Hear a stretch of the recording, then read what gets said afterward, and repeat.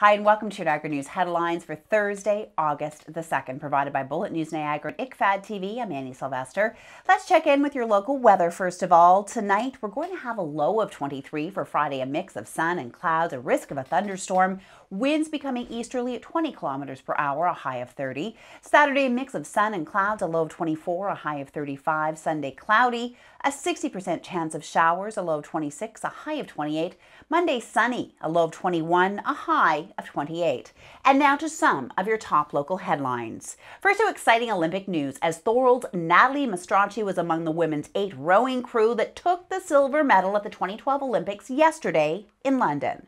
The Canadian team, led by coxswain Leslie Thompson-Willey of London, finished in second place behind the crew from the United States. The Netherlands placed third to capture bronze. On Wednesday, St. Catharines Rowing Club member and Toronto native Andrew Burns was among the Canadian men's 8 crew that surged past a team from Great Britain to win silver, just behind the men's crew from Germany. A man found dead in a Chippewa park several months ago was the victim of a homicide, Niagara police said Wednesday.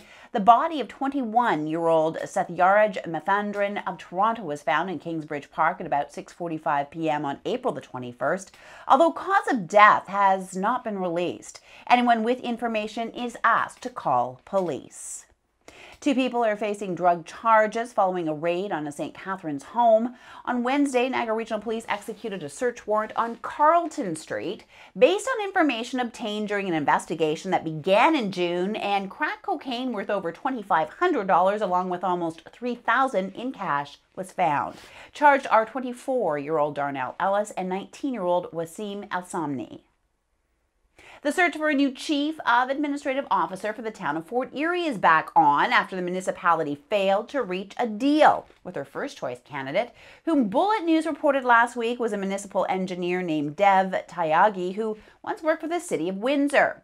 The original offer was withdrawn by the city, and sources say councillors were taken aback when they learned the amount of salary and benefits the candidate expected if he was to take the position in Fort Erie.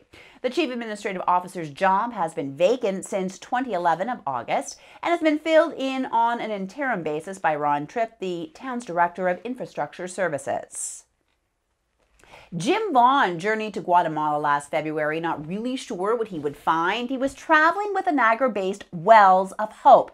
Now, that's a charity that traverses the Central American country, providing water for its impoverished people, and the trip changed his life. Here he is with more.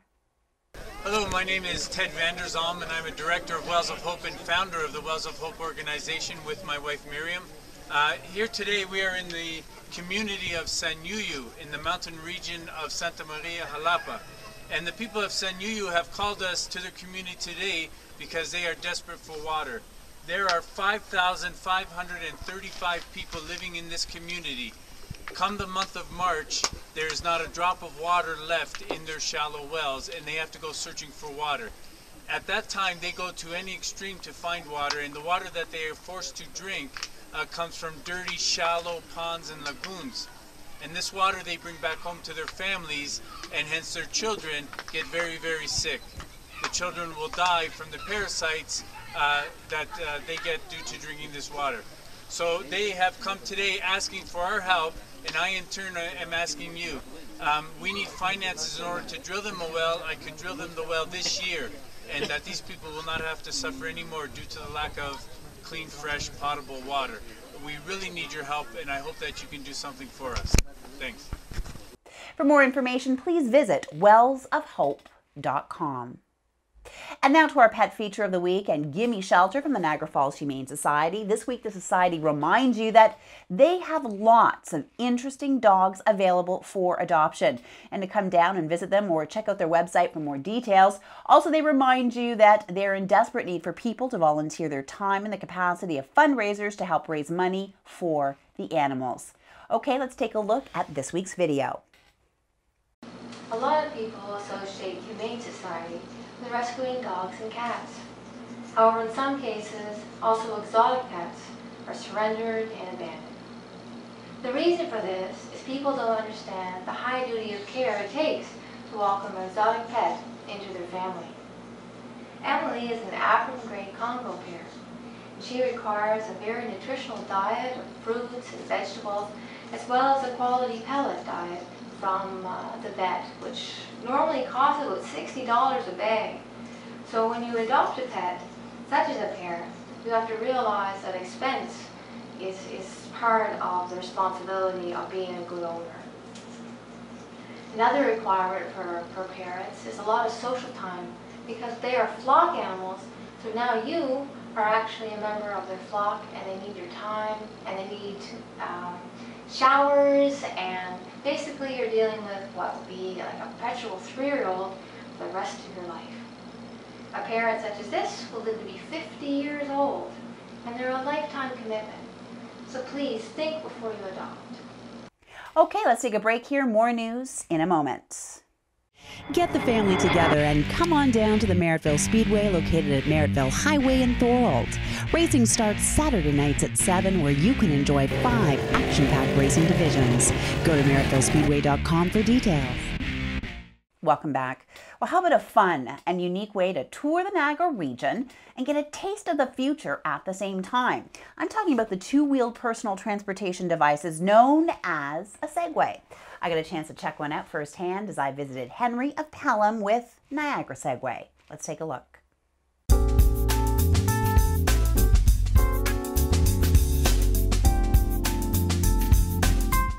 Segway is known as a PT or a personal transportation device. I'm here at Henry of Pelham. I'm going to go on a tour with Niagara Segway, take a look at the vineyard, and find out a little bit more about this fun way of getting around. Let's take a look. A Segway is called a Segway PT, and that's a personal transporter. And all you do is stand on it. It self-balances. And all you do, if you want to go forward, you lean forward. If you want to go backward, you lean backwards. It started last year.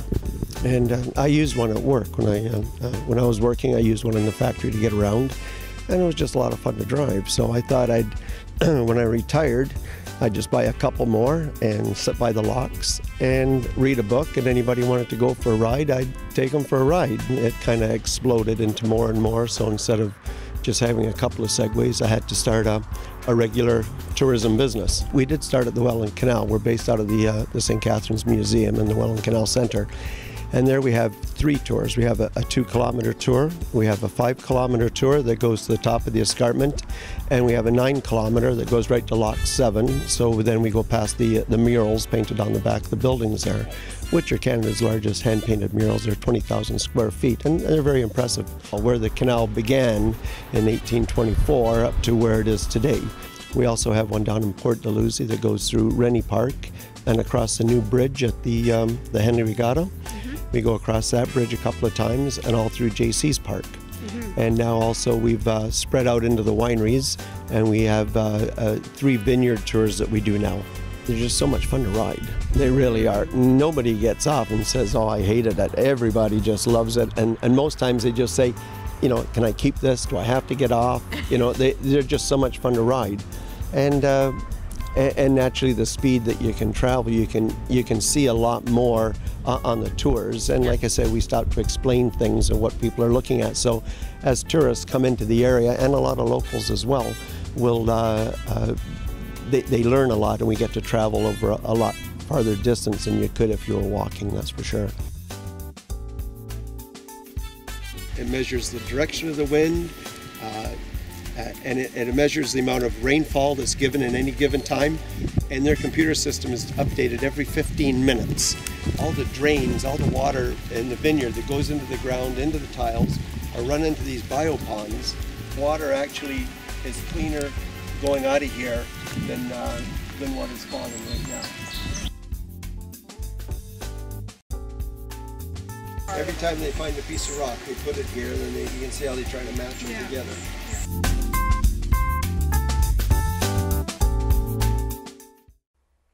And that wraps up today's newscast from everyone here at Bullet News Niagara and ICFAD TV. I'm Annie Sylvester. Good night.